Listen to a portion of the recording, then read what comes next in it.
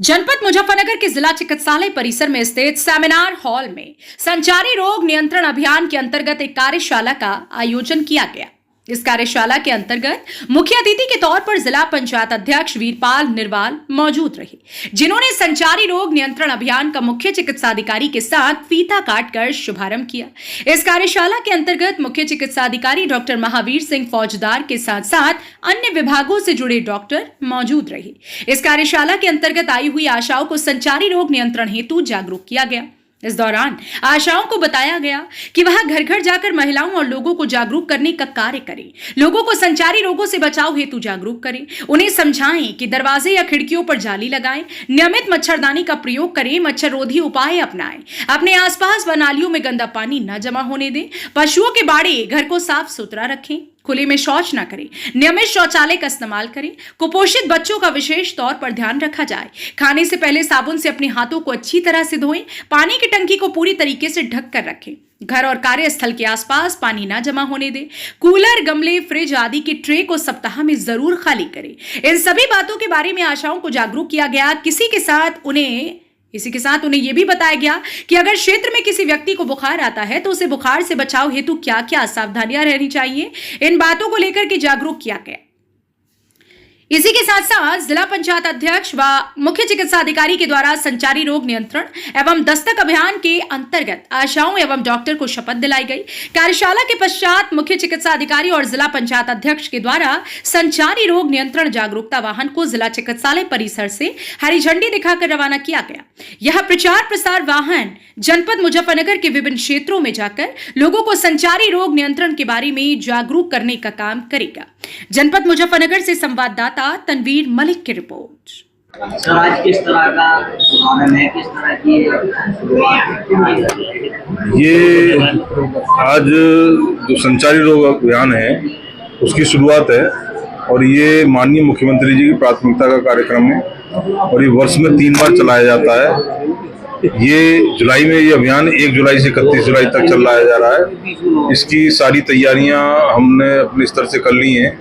इसमें 2 बैठकें हो चुकी हैं जिलाधिकारी महोदय की अध्यक्षता में, ब्लॉक स्तरीय, तहसील स्तरीय प्रशिक्षण हो चुके हैं और अब 3 से 8 जुलाई आशाओं को प्रशिक्षण दिया जाएगा। तो 11 जुलाई तक सारी तैयारियां करने के बाद 11 जुलाई से 31 जुलाई तक इसमें दस्तक अभियान चलाया जाएगा।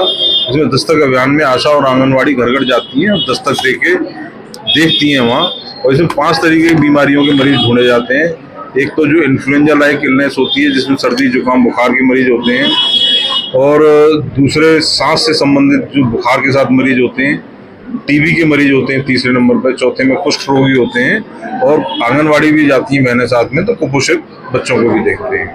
तो ये इस तरह के 5 तरीके बच्चे अगर मिलते हैं बुखार से घर से तो उनकी जांच की जाती है। रैपिड कार्ड होते हैं कि उनको कोई डेंगू या मलेरिया बुखार तो नहीं है, उसकी रैपिड कार्ड से वो वहीं जांच करती हैं, स्क्रीनिंग करके कंफर्मेशन के लिए फिर नजदीकी चिकित्सालय में भेजती हैं, वहाँ उनका उपचार किया जाता है। हमारे माध्यम से क्या मैसेज आपके माध्यम से तो मैं यही मैसेज देना चाहूँगा, देखिए आप बहुत अच्छा माध्यम है जिससे कि आम पब्लिक देखती है और आम जनता को यही देना चाहते हैं हम तो कि अपने घरों में सफाई रखें, अपने घरों में कोई बर्तन वगैरह ऐसे ना हो जिनमें पानी रुका हुआ हो, उसको हटा दें।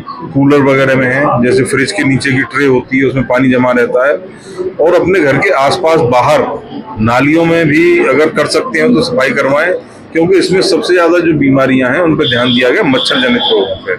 तो बस मच्छर न हो, और अगर बच्चों को जो है पूरी आस्तीन के कपड़े पहनाएं, पूरे फुल पैंट पहनाएं, जूते मोजे पहनाएं, और अनावश्यक रूप से बाहर धूप में न निकलें, बरसात की धूप खतरनाक होती है, और पानी घर के आसपास जमा न होने दें, और बासी खाना न खाएं, बाजार की चीज़ों से खाने से बचें, क्योंकि इस मौसम में दस्त भी होते हैं।